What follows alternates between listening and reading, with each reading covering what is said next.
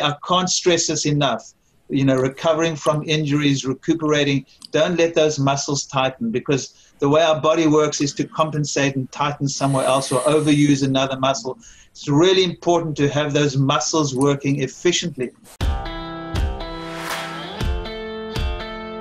Welcome to the Doctor's Pharmacy. I'm Dr. Mark Hyman, and that's Pharmacy with an F, F-A-R-M-A-C-Y, a place for conversations that matter. And if you want to learn how to age well, if you want to learn how to avoid the ravages of diseases that we get when we age and also be vibrant and healthy and live well, you better listen to this podcast, because it's with my longtime friend, functional medicine colleague, leader in the field of functional medicine, Dr. Frank Lipman. And we have been buddies for a long time.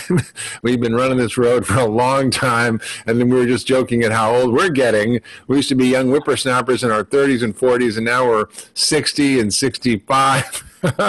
So we're doing okay. We're doing okay. Frank is really an incredible pioneer in the field of functional medicine, integrative medicine, and what he likes to call good medicine. It's just good medicine. He's the founder of 1111 Wellness Center and the chief medical officer at The Well in New York City. He's a sought-after speaker and author of 6 best-selling books: How to Be Well, The New Health Rules, which is awesome, Young and Slim for Life, Revive, and Total Renewal. And his newest book, which we're talking about today, is called The New Rules of Aging Well, a simple program for immune resilience, strength, and vitality. Well, thank you, Frank, for writing that book, so I don't have to. And I really appreciate your digging into this topic of aging, because it's something that's interesting me more and more every day as I get older, as we all are. So welcome to the podcast. Thank you. Thanks for having me on. Yeah, we are getting older, but it's thank God for functional medicine and what we've been doing. It helps a lot, makes it easier. You're right. I mean, functional medicine isn't about treating disease. It's about optimizing function and creating health. And when you do that, you're learning how to turn on all the systems of the body that regulate everything that matters as we age in a positive way. And that allows disease to sort of not have a place to hang out. And it's a very different approach to disease and to aging, and we're going to get really deep into it today, because there's so much research on longevity, and there's been so much research on healthy aging lately, far more than even 10, 15 years ago. It's just astounding. So the goal really isn't necessarily to live as long as possible, although I want to live a long time. I'm going for another 60 years. The real goal is to live well, to be vibrant, energetic. And my definition of health is basically being able to wake up in the morning and do whatever you want. If you want to go for a horseback ride, you want to climb a mountain, you want to sit and read a book in a rocking chair, whatever it is that makes you happy, that's what healthy aging is. So how do we get there, Frank? How do we do this? Well, as you said, I agree 100%. It's about getting up every day and enjoying your life and doing what you want to do, and being able to do what you want to do without struggling. And the whole concept of functional medicine, or optimizing function, or optimizing the human condition, is really how you age well. I think there are little tweaks you make. So you're 60, I'm 66, and we've been doing certain things for many years. And as you get to a certain age, as you get into your 60s, I think you need to tweak a little bit more to actually affect these longevity genes, or these nutrient sensors, or whatever you want to call them, which actually affect your aging and help you just increase this health span, as you're talking about, or optimize your health span as you increase your lifespan. And what I find interesting, and I've always found this with functional medicine, is a lot of this ancient wisdom is there. It's how do we tap into this ancient wisdom? And now, as well as you pointed out, there's more and more research. So it's how do we, use this modern research and tap into this ancient wisdom and combine the two, and that's how you age well. That's right. And it is pretty simple. I think, to emphasize what you just said, there's a difference between your health span and your lifespan. Your lifespan is how many years you're alive.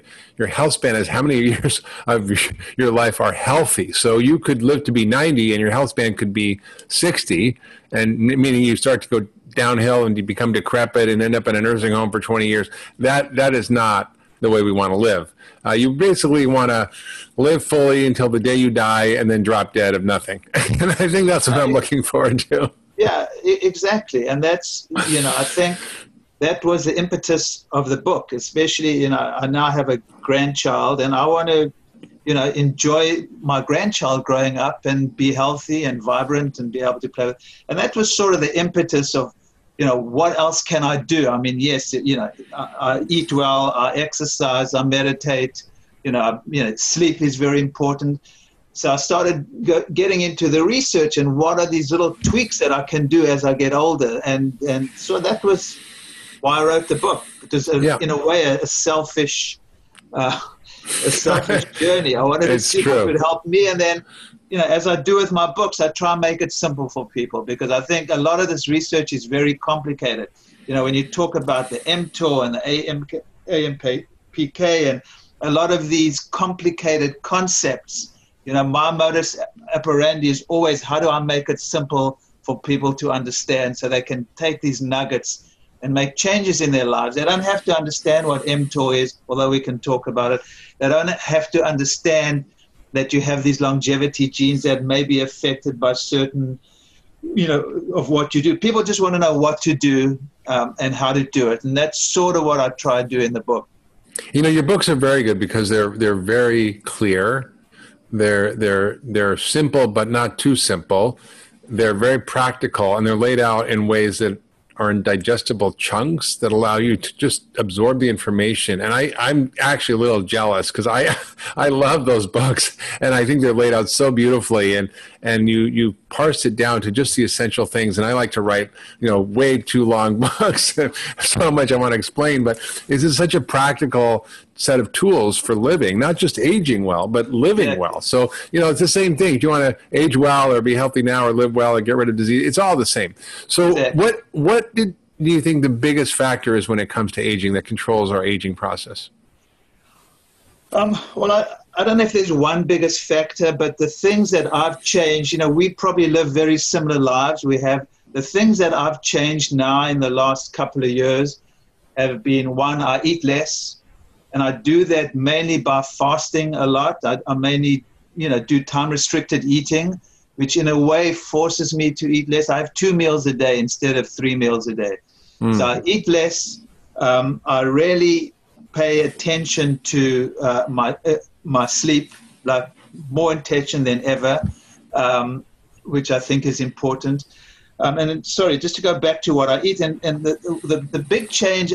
The other big change I made in my diet, as well as eating less and time-restricted eating, I eat a little bit less animal protein, which we can talk about, which I think is important. But as you get to my age, also sarcopenia, losing muscle mass becomes important. So as much as you need to decrease animal protein, you need to be careful about decreasing protein too much because you don't want to lose muscle mass, which is a big issue with what people suffer with as they get older. So there's all this fine tuning that needs to be done, and it's not you got to do X, Y, and Z. You got to alter it according to your needs and how you coping with the aging process. And then the last thing I think is you got to be able to have a sense of humor. You got to be able to laugh about it. I just can't do some of the things I used to do, and it is what it is. It's not, you can't fight it, and you got to do the best you can, but you have to have a sense of humor about it. Otherwise, that's not a good thing if you can't laugh about it. Yeah, if we take life too seriously, it definitely creates aging. And it's interesting when you look at the studies on aging. The defining characteristics of a lot of centenarians, people who live to be 100 years old, is their resilience, is their ability to bounce back from life's punches. We all get knocked to our knees by loss, by divorce, by illness, by this, by that. And the difference is, how do we respond to those challenges? And are we resilient, or do we end up going into a downward spiral of depression and despair and dysfunction? And to me, that's a really interesting thing. It's your mindset. It's your belief. It's your sense of optimism. Optimists live longer even if they're wrong. Absolutely. And it's 100% correct. And that concept, as I said earlier, it's about, mixing this ancient wisdom with modern science. One of the first things I got taught by my Chinese medicine teacher, Ephraim Korngold and Harriet Beinfeld, was health is about resilience. How do you build someone's resilience? It's not about how well you are, but how well you respond to the knocks in life, to diseases, etc. And they always stress this concept of resilience. So I agree 100% with you. It is about being more resilient. Healthy aging well is about being resilient. You may not be, I can't run, for instance. I don't jog anymore because I got a gammy knee, but I walk and I cycle. So you adapt. Yeah. And that's with everything in life. And I think your attitude in it is important too. So food is a big deal in terms of health and in terms of aging. So what is the biggest mistake people make in terms of food when they eat if they want to live a long, healthy life? Well, I think people eat too much, especially as you get older. I think people eat too frequently. I think there's more and more studies showing that, time-restricted eating or fasting, whatever you want to call it, has very positive effects on our metabolism. There was a study that just came out, said, doesn't help you lose weight. Well, that's maybe the case. But I think, and I've been monitoring this lately in our practice. We're doing more longevity stuff.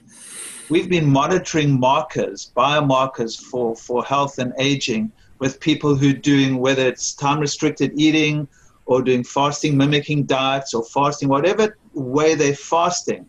But we've been finding that their metabolic markers change positively, which is very interesting. Now, most people do lose a bit of weight, but for the most part, time-restricted eating or only eating in certain periods or fasting definitely has a positive effect on aging. So I think eating less is important.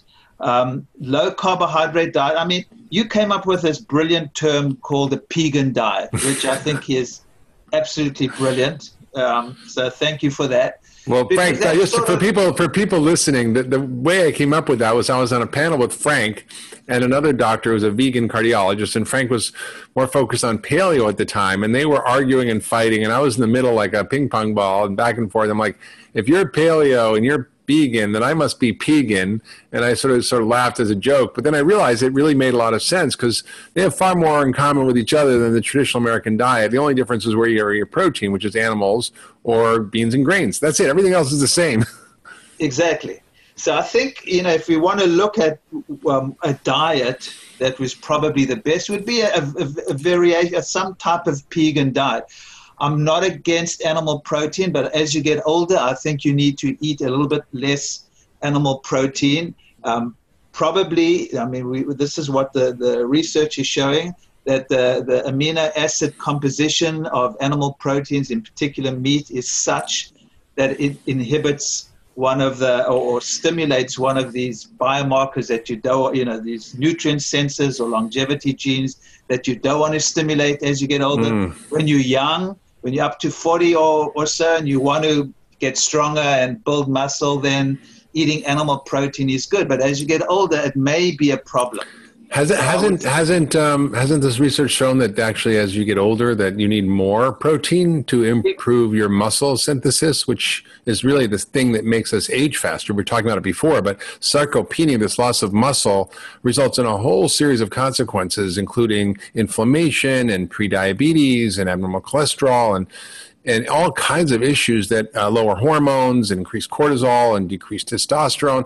So losing muscle is a very dangerous thing as you get older, and it's really why people end up in nursing homes. So how do we actually have enough but not too much? Because it seems like we need more as we get older. Right. So this is probably the most complicated issue as we get older. How much? Because I agree 100%. I do think we need to increase animal protein, but as you get older, you actually need to increase protein. So how do you increase plant proteins, if possible, without increasing too much carbohydrates? Because you want to still keep your carbohydrates down. So, the way I get around it, I have a protein shake and I use pea protein and I put collagen in. Yeah. Because collagen actually has the amino acid profile, doesn't have as much leucine and methionine. So it's less of a problem. Then, I won't have as much steak. It's not that I don't have steak. Tonight we're having steak. It's not that I don't have animal protein, but I have cut it back a bit, and maybe I eat a little bit more fish and a little bit. I have collagen a lot of the time. I have collagen almost every day. So I think that is a fine balance, and there's no simple answer here. And I think it's a big problem not having enough protein as one gets older. But it also seems to be a problem of eating too much animal protein as one gets older. So For sure. Define that. And what's enough? We have these giant steaks and big hunks of meat, and what we really need is about 30 grams to stimulate muscle synthesis, which is about the size of your palm. Now, if you're Shaquille O'Neal, it's a bigger piece. If you're 5 years old, it's a smaller piece, right? So you can use your own body as a sort of a measure of how much protein you need. But I think that's a very simple... Right, and that's why your Epigenome diet, I think, is brilliant. I love that concept. Thank you. I think that sums it up. Yeah, exactly. And actually, it's funny you mentioned the pea protein, because I created something called the Epigenome shake, which is essentially pea protein, pumpkin seed protein, and collagen, grass-fed collagen protein. So it's exactly what you're talking about. Right, and that's what I do. I think that's a way of getting around it, to be quite honest. So that's great. That's brilliant. Yeah, fantastic. So let's talk about this idea of time-restricted eating, because it's and there are many ways to, quote, fast. There's what we call intermittent fasting, which is maybe not eating for a whole day or 3 days or a week sometimes. There's time-restricted eating, which is only eating with a certain time window. There's fasting mimicking diets, which are eating less calories for a number of days to stimulate the same pathways. There's ketogenic diets. They all do a very similar thing. So what is the biology of how this works? We know that these things do work, looking at animal studies, human studies in terms of improving metabolism and the longevity biomarkers. But what are we seeing in how these methods actually work, and what is the most effective? What should people be doing in order to take advantage of this new science? Right. So what they're doing, I mean, the way I explain to patients is, which I think is I mean, they're doing a number of things, but it's triggering your body's own self-cleansing mechanisms. After you haven't been eating for a certain amount of time, 14, probably more 16 hours, your body's self-cleansing mechanisms kick in, which is very important with the aging process, because one of the factors in aging is your body. Once and it goes back to functional medicine. The functioning of these systems don't work as well. So the fasting actually starts putting that autophagy system into play. So I think that's probably one of the most important aspects. It also will improve mitochondrial function, which also decreases as we get older. So the consequences of fasting, or what happens in your body, are often the opposite of what happens as you get older. So that's why I think it's so important. Which way of fasting is best is the way that you'll do. I mean, whatever works easiest for a person is what I encourage. And I think the easiest one for most people is to eat dinner earlier and eat breakfast later, which is what I do and what I recommend. Now, if people want to do a day of just water fasting, or 3 days or even more, that's great. That's a little bit more complicated, and most people won't do that. But if you can do that, that's fine. There's also this fasting mimicking diet where you do 5 days a month of very low calories and no animal protein and low carbs. And, we've actually created some shakes, or my health coach has some recipes for people if they want to do it themselves. You can buy the Prolon shakes as well. I don't know. You should bring out some shake. I mean, it's a no-brainer to bring out a 5-day program because it works. I mean, we've done it on patients that actually there's no question you get the same results whether you do a fasting mimicking diet for 5 days or you do intermittent fasting. We're seeing positive results across the board with biomarkers and different types of fasting. So I don't think there's one way. I think the way is to find the way that you will do and that works easiest for your lifestyle. Yeah, people say, Dr. Hyman, what do you eat for snacks? And I'm like, I don't.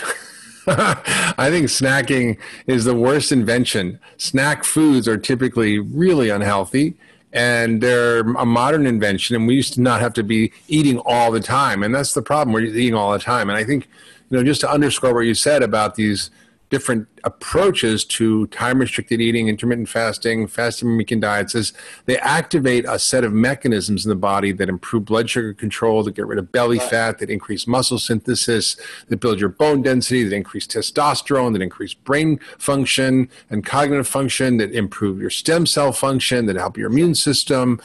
And they clean up all the debris in your cells. It's called autophagy, which is saying sort of self-cleaning mechanisms.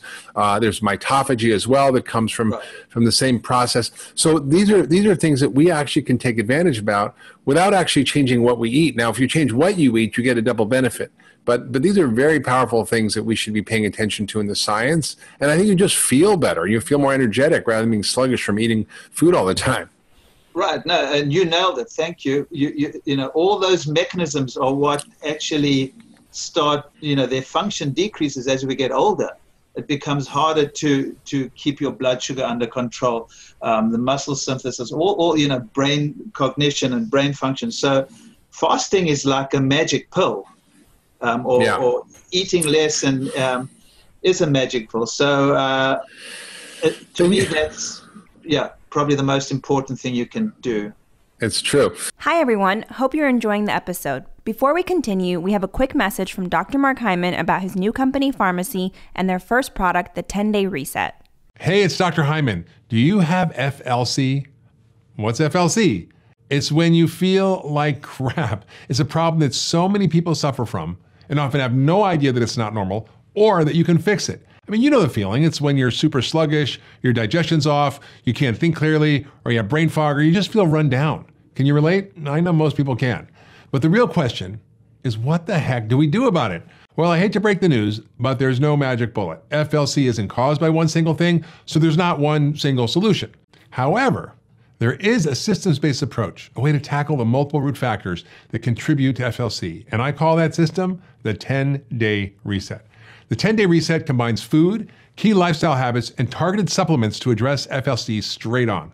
It's a protocol that I've used with thousands of my community members to help them get their health back on track. It's not a magic bullet. It's not a quick fix. It's a system that works. If you want to learn more and get your health back on track, click on the button below or visit getfarmacy.com. That's getfarmacy with an F, Farmacy.com. Now back to this week's episode. And you mentioned the meat thing, and I think it's still, to me, the science is still controversial. Yes. I talked to my friend Walter Longo, who's one of the leading longevity scientists, and he's from Italy, and he's the guy who developed the fasting mimicking diet. He's been on the podcast, and he and he said he knew this woman, Emma Morano, who lived to be 117 years old. And she was anemic when she was a young lady, and her doctor told her to eat 3 eggs a day, which she did for 100 years. Literally. And then when she was in her 90s, I think she was getting frail and weak. And her doctor told her to eat a pound of meat a day. And she did. And she lived from 90 to 117. So I wonder, how true is this? And if your other lifestyle factors are good, if you're eating animal protein and getting adequate muscle benefit from it as you age, where is that fine line in terms of animal protein?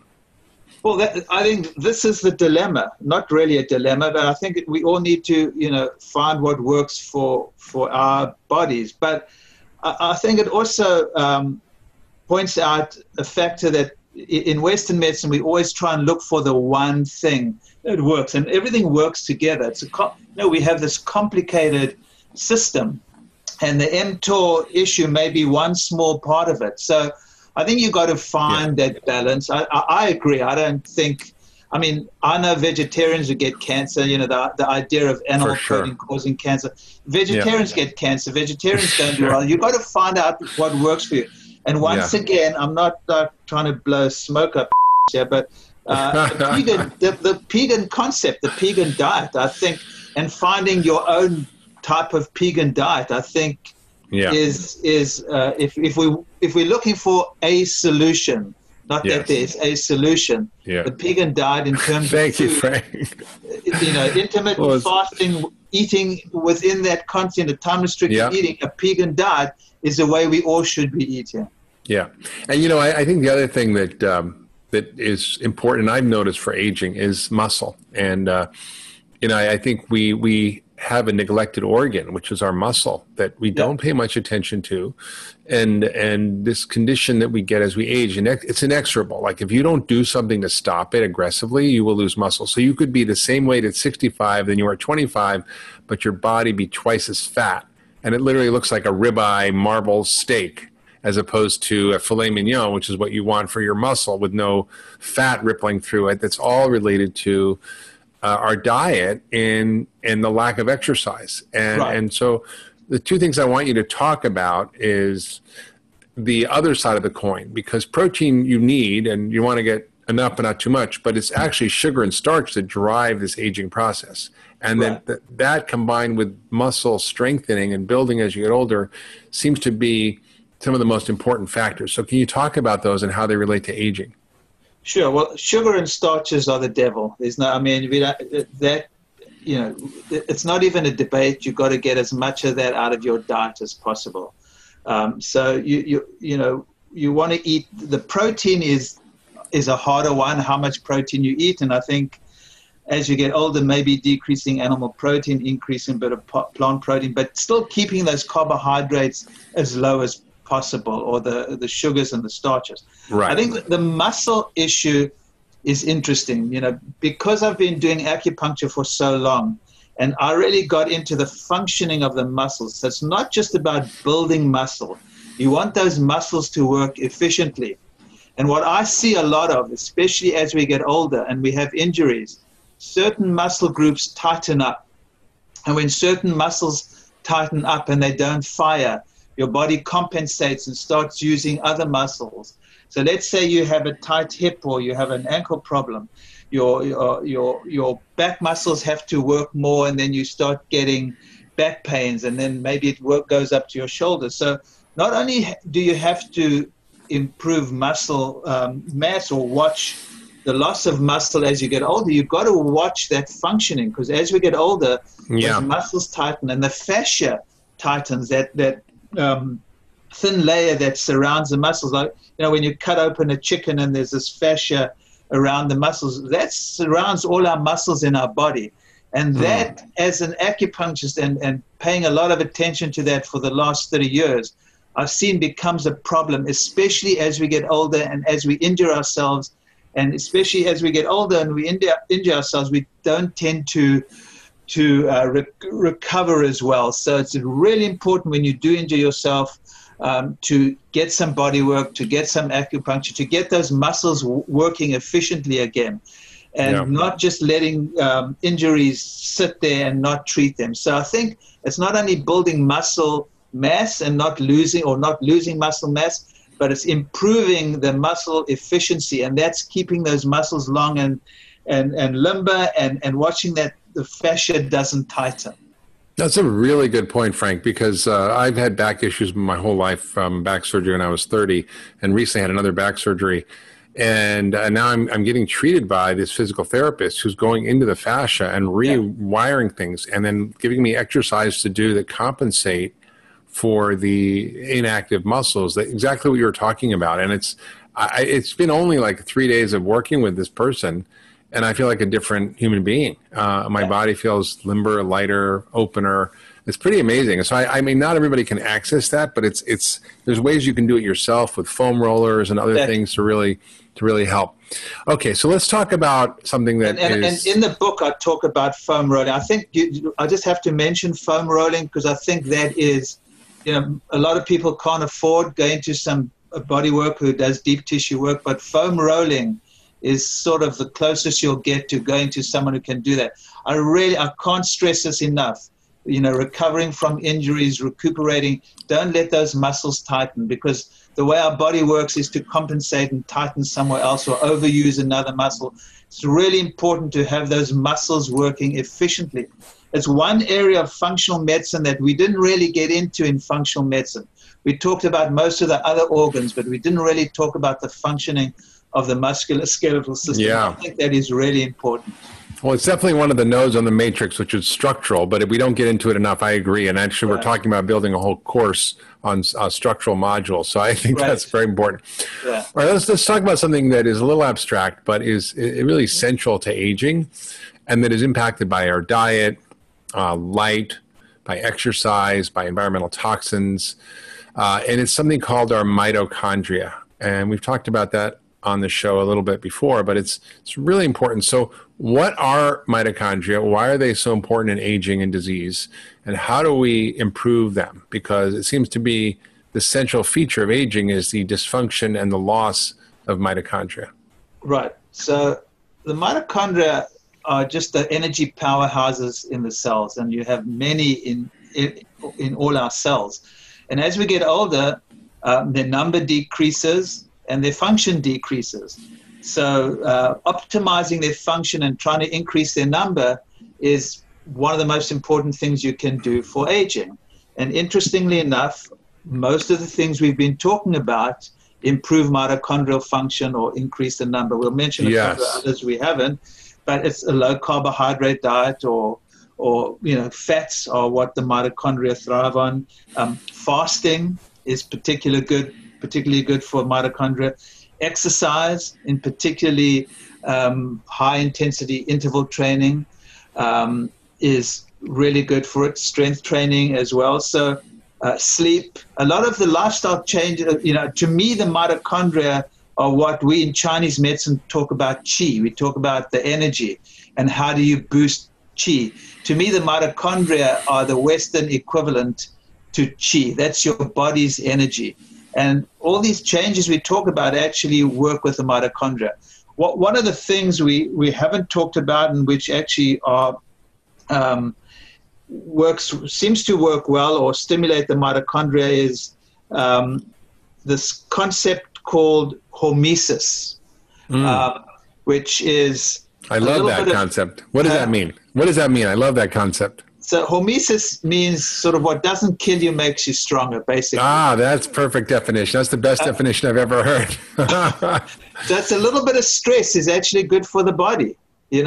Chronic stress we know is a problem and creates all these problems and it will help, won't help you age well, but a little bit of stress, hormesis is good. And that's what fasting is. Fasting is physical hormesis. It's a stress. So it's a mild stress on the body, and your body's response to that, and we talked about resilience, but your body's response to that will be is a positive response, which stimulates all these factors that are good for aging. So we talk about fasting, we talk about a little bit of interval training where you push yourself a little bit more than usual. Going from hot to cold, so even just having an ice cold shower after a hot shower. I love going from a sauna. I've become obsessed with my sauna. Going from my sauna, jumping into some freezing cold water. So, temperature extremes are another way of stimulating hormesis. What else? I love that. I love going from my steam or sauna right into an ice bath. And that's good for aging. I mean, that's good. That's hormesis. So anything that's a little bit of stress on the body is good. And actually what's interesting, I remember years ago at Jeff Bland talking about this, or someone at one of the functional medicine conferences, with phytonutrients. A lot of the hormesis is really good for plants. So plants develop more antioxidants and protective phytonutrients to protect themselves from whatever they have to deal with to survive. So spraying them with herbicides, and that doesn't actually help them develop these phytonutrients to protect themselves, which actually end up being good for us too. Yes. So the first time I heard about hormesis was years and years ago at one of the functional medicine conferences where someone, I think it was Jeff, who talked about the importance of hormesis on plants and developing phytonutrients that would then benefit us. Yeah, it's really important to understand this idea, because when you look at, for example, organic versus conventional plants, or even wild plants even versus organic plants, the wild plants have way more, by hundreds to thousands of times more antioxidant potential, phytonutrient compound, and they also taste better. And what's interesting is that flavor goes along with phytonutrients. So the flavor profile of a food is directly related to the nutrient density and to the phytochemical content. So if you go to a garden, which I did the other day, to a friend of mine's garden, and you pick a really ripe tomato that's just ripened on the vine, you stick it in your mouth, and it's an explosion of taste and flavor and phytochemicals that is so different than these cardboard store-bought tomatoes that don't taste like anything. So that's really the power of the little stresses. And I think the strength training, the HIIT interval training, the fasting, the phytochemicals, these are all ways to actually improve this. I want to get into some tweaks that you have in your book that are really, really great. But before I want to talk about this idea called our epigenome and how that plays a role in how our cells age and how we deteriorate. So what is an epigenome? What is its relevance to aging? How do we deal with it? What can we do to help fix it? Right. So this is, once again, one of the basic concepts that's come out of, that hasn't come out of functional medicine, but what functional medicine treats, that, most of our genes we can change or we can manipulate in a way or upregulate or downregulate. So, for instance, I actually just did a whole genetic test. I got terrible genes. I knew I had terrible genes. I have the genes, I have the ApoE4, I have the gene for Alzheimer's, I have heart disease genes. I mean, my genetic profile is terrible. But whether I get Alzheimer's and heart disease and all these diseases of aging is determined by how I live my life. So these lifestyle factors, how I sleep, how I think, how kind I am to other people, how optimistic I am, what I eat, how I move my body, all are going to affect most of those other genes, or the genes that we can affect to or upregulate or downregulate to affect our aging. So aging is probably less than 20% genetic. I mean, there's obviously a genetic component where you can't change those genes. I've got those genes. I don't know about those genes, but I've got enough genes that I know that I can change. Just because I have the ApoE4 gene, just because I have some of these heart genes, doesn't mean I'm going to get it. Yeah, I'm losing it a little bit. And you seem all right. You seem all right, Frank. You're doing okay. And my heart may not be as good, but that sort of makes me, want to just be more careful, because you can change how you age. You can change, the progression of these diseases. And I think it just all comes back down to these lifestyle changes that we all have to make. And, sleeping is one of those things that I think is really, really important. And we don't talk enough about it, although more and more people are starting to realize the importance of sleep. But how you move, how you sleep, how you think, how you eat, when you eat, all these factors affect this epigenome, these malleable genes that actually can be upregulated or downregulated and affect how well we feel and how we age. I think that's really an important point, Frank, because you mentioned you have these predisposing genes, but they're not predestined. Exactly. They're not predestined to get these conditions. And what most people don't realize is that 80 to 90% of our chronic disease issues are not driven by genetics. They're driven by what we call the exposome, what our genes are exposed to and how those genes are expressed. And so if you're exposed to environmental toxins, if your microbiome's not healthy, if your diet's crappy, if you're not exercising, if your mental set, your mindset is not optimistic and focused and positive, it literally can change the expression of your genes by all these factors. And that's the beautiful thing about functional medicine. It teaches you how to optimize the function and the expression of your genes to improve their functioning and also to reduce the ravages of aging. And I'm very optimistic about you, Frank, because I didn't realize you were 66. I thought you were like 56. I mean, I know you're kind of older than me, but you don't look it. So something's working. And I think for two old dudes, we're doing all right. I'm 60, you're 66. It's working. And I think that people don't understand that what we see often as aging in America is abnormal aging. It's not really how we need to age, that we can age vibrantly and healthfully and be alert and focused and energetic, even right up to the end. And I've seen this in many people. I mean, I met this guy who was 95 years old the other day. He had a girlfriend that was 20 years younger than him. She was a young spring chicken at 75. Yeah. And he was just running around the room. And I'm like, what's up with you? How do you do this? He says, whatever I did yesterday, I just do it today. If I played single tennis yesterday, I do it today. And I think he just kept living his life and not mentally succumb to the idea of aging. And I think you have to be more cautious, careful. You have to be more alert to what you need to do to take care of yourself. But I think, we have so much potential to stop and even reverse the ravages of aging. And I noticed this in myself. I because of COVID, I was locked at home like everybody else. I'm like, well, I'm not going to not exercise. And I got a Zoom trainer, and I really never had done weights before because I was running around on the road. I don't like it. It hurts. It's uncomfortable. I'd rather go for a bike ride, play tennis.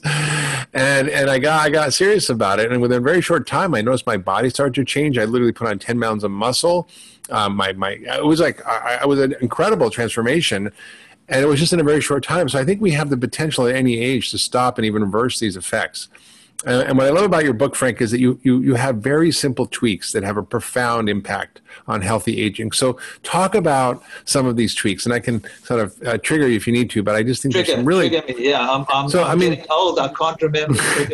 You talk about things like physical intensity, cold showers we talked about, rolling out your fascia, magnesium, saunas, mushrooms, sunshine, sleeping, sort of various kinds of simple tweaks or tricks. They're not really tricks. They're just science-based interventions that if we stack them have a cumulative benefit. Right. So there's so many simple things we can do. I think actually just to get back to what you said, I'm also starting to do some weights now. I've always resisted weights too. I love riding my bike outside and doing yoga and stretching, but I sort of always resisted weights. And I'm starting to do a little bit of weight training now, and I also find it actually quite helpful. So I concur there.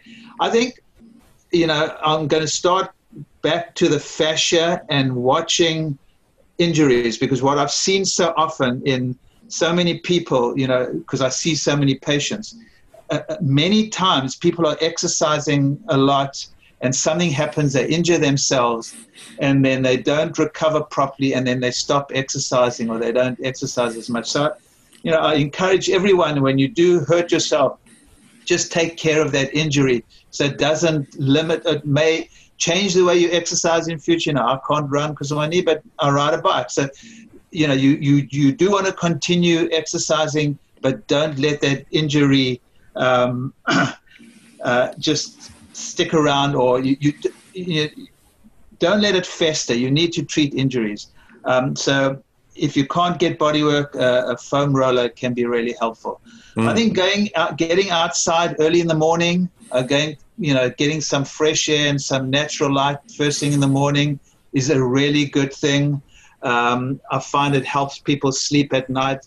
In other words, getting your body into some type of rhythm. I'm also obsessed with rhythm.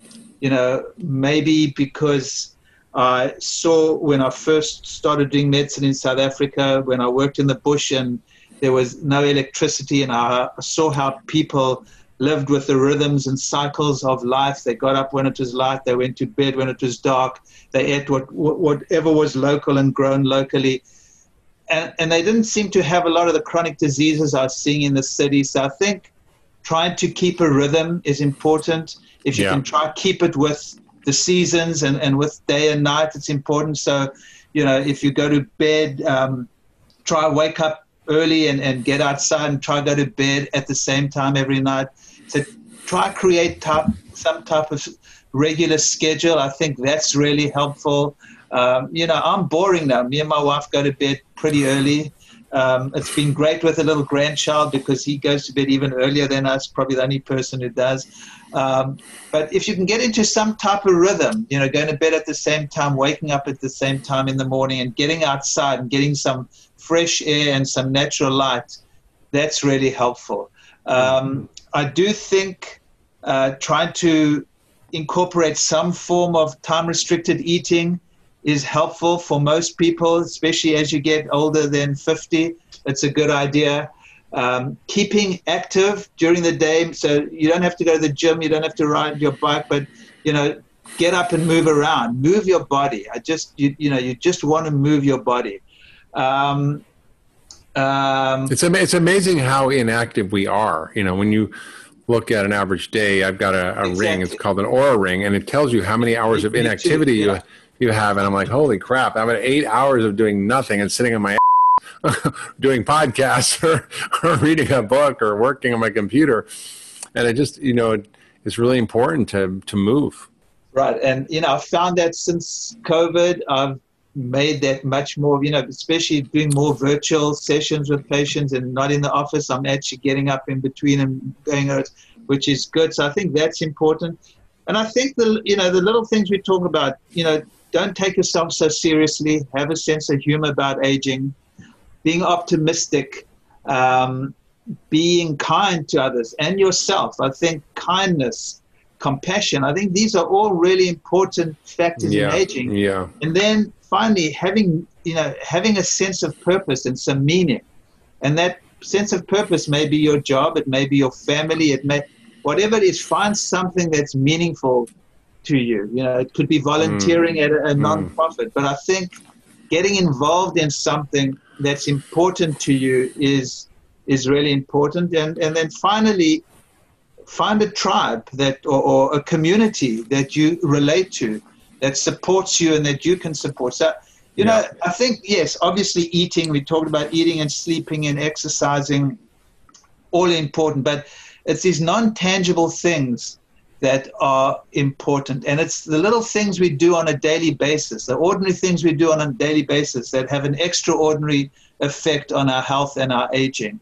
And that's these little things we're talking about, having passion and for life and having meaning and having a community. So, don't just think it's all about diet and exercise and sleep, which is really important. It's a lot about what's going on up here. Yeah, absolutely. So in your mind. Yeah, these things are key. And, there's so much bad stuff going on. I mean, there's so much negative. It's so easy to get caught up in the negativity of today. And well, Frank, what you were talking earlier, I just reminded me of the study I read in the Journal of the American Medical Association this year, which was very amazing, which showed that longevity was related to your sense of meaning and purpose. Yeah. So even the science is showing that just being connected to something bigger than yourself is so important, and having meaning and purpose is so key. So Frank, let's talk a little bit about supplements. Is there a role for supplements? Do they really work? There's all these longevity supplements out there. Is it a waste of money? Is it a good idea? Tell us, what's the deal on supplements? Well, I think they work. I take a load myself. I do think they work. I mean, look, I think it's a bonus rather than essential, because they tend to become expensive. But I do think supplements are helpful to optimize function. I really do. Mm-hmm. And I take the regular supplements that I will take, whether it's vitamin D, which I think is essential for everyone. I'll take my fish oils. But there are supplements which I think do affect the mitochondria and do affect the aging process. Am I sure about that? No, I'm not sure, but I'm not going to wait for the science to confirm to make sure it's happening. I'm going to take it. The thing is, when they're low risk, there is a cost to it, but the benefit potential is there. And I think that there is good evidence that these things do affect some of the biology of aging. Yeah, and me too. I take now coenzyme Q10. I take nicotinamide nucleotide diriboside, which is like the hot one. And NAD, right? NAD, ND, and NMR. There's, everyone's pushing their supplements, but I actually do think they will. I mean, I take it. Yeah. It's hard to say if it's making a big difference, because I'm doing all these other things too. But I take it. Particularly as we go older, it makes a big difference. I see people who are more nutritionally deficient as they age. Their diets aren't as good. The absorption's not good. And there's really good data that shows even a multivitamin in an older patient reduces the risk of disease and hospitalizations, infections, and a whole host of things. So particularly in the time of COVID, we all need to upregulate our nutrient levels. So what about testing? Are there tests you can do in functional medicine that are different, that help you determine longevity? What do you recommend? Well, I don't know if they're different. I just do a few more biomarkers. We do like the Boston Heart or Cleveland Clinic has one too, right? I mean, we do an advanced lipid panel, which I think can be helpful. And then we do insulin growth factor, we do interleukin-6, we do a couple of other inflammatory markers. But for the most part, we're doing most of the markers we've always done. We've added maybe a couple more. We're doing more, obviously hormones, measuring hormones. And then there's a wonderful genetic test that we've started doing, the 3x4 genetics, which I find by far the best genetic test. Started by a woman, actually a South African woman, who's a functional medicine person. What's her name again? But anyway, Yale. And I find that we've been finding, because it's the only genetic test that I've seen that actually sort of works in a functional medicine perspective and puts a lot of how these genes work together and what you can do to help these combination of genes. So it's actually a pretty helpful test that we've been doing as well. Now, then, the other tests, measuring your biologic clock and telomeres, I don't know about those tests. I mean, they're being promoted and, we're starting to play around with it. I don't know how important that is. I think some people like to see these things, which is fine. But, my philosophy hasn't changed from that perspective. It's more about making these lifestyle changes and whether you want to do this extensive testing is fine. My experience has been that these factors we're talking about have been changing people's markers. I mean, we're seeing you can measure the change over time. So you can, and people like that. So if you want to actually do a test and then measure it 3 to 6 months later, you see the changes, which is actually, that's quite encouraging for people. So from that perspective, I think it can be helpful. But these things aren't necessary. I mean, the things that are necessary are the vegan diet and then looking after your sleep and, moving your body and having meaning, all the things we talked about. Now, whether you want to measure all these factors can be helpful because it can help you fine-tune things. Like the genetic test can say, okay, your liver function, you may need some more of these nutrients because the way you're processing hormones or toxins is not so good, or you have more propensity for inflammation, or your brain health may not be as good, so take this. So I do think the markers can be helpful in sort of taking it to the next level, but not essential. Yeah, no, I think I agree. They're supplements, not replacements for everything else. So, foundationally, all the things we talked about are really important. Lifestyle, diet, sleep, exercise, maybe little supplements. But there's new things on the horizon that are for healthy aging that people are researching, talking about. Can you share some of the promising things that are ahead that you might be focused on? Sure. So, as embarrassed I am to say is... there's a drug called metformin, which is a popular, it's used in diabetes a lot, which seems to be showing positive effects for aging too, which go beyond just keeping your blood sugar down. It seems to affecting this mTOR, one of these longevity genes or these nutrient sensors, seems to have some positive effect on aging. My concern with any drug, metformin included, is, what are the side effects? Metformin seems to have a relatively, low profile of side effects that can affect absorption of some nutrients. B12 in particular can give you some gas. Also can affect your response to exercise, but it's sort of relatively benign.